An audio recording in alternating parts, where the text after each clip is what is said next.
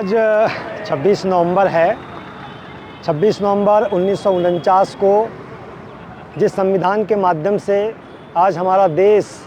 संचालित हो रहा है, तो 26 नवंबर 1949 को ये संविधान पूर्ण रूप से निर्मित हुआ था और संविधान सभा में पेश किया गया था। तो 26 नवंबर 1949 के पहले सामाजिक रूप से, आर्थिक रूप से, सांस्कृतिक रूप से, राजनीतिक रूप से हमारा देश जो है विभिन्नताओं में, अनेकताओं में, विषमताओं में बटा हुआ था। लेकिन बाबा साहब अम्बेडकर ने जब उन्हें इस देश का संविधान बनाने की जिम्मेदारी सौंपी, तो बाबा साहब अम्बेडकर ने सांस्कृतिक रूप से, सामाजिक रूप से, राजनीतिक रूप से,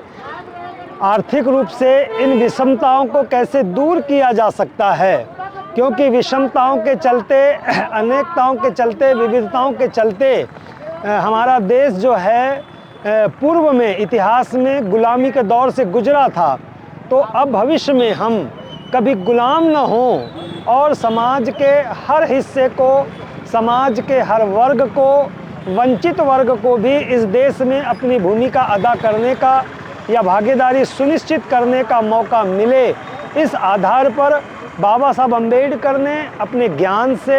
अपने अनुभव से इस देश के ऐसे संविधान का निर्माण किया जिसके माध्यम से आज हमारा देश जो है विश्व पटल पर मजबूत होता दिखाई दे रहा है। लेकिन वहीं कुछ ताकतें ऐसी हैं, वहीं कुछ शक्तियां ऐसी हैं जो पुनः हमें 1949 26 नवंबर के पूर्व की स्थिति में लेकर जाने के लिए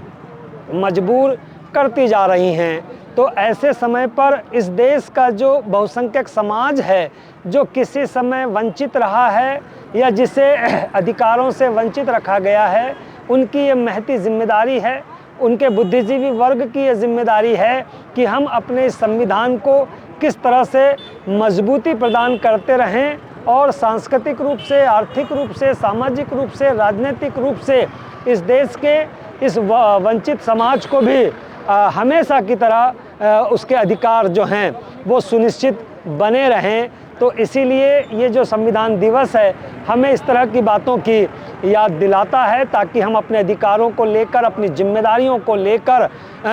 हम लोग जो हैं हमेशा सचेत रहें, सजग रहें। तो ऐसे 26 नवंबर आज जो संविधान दिवस है, इस अवसर पर मैं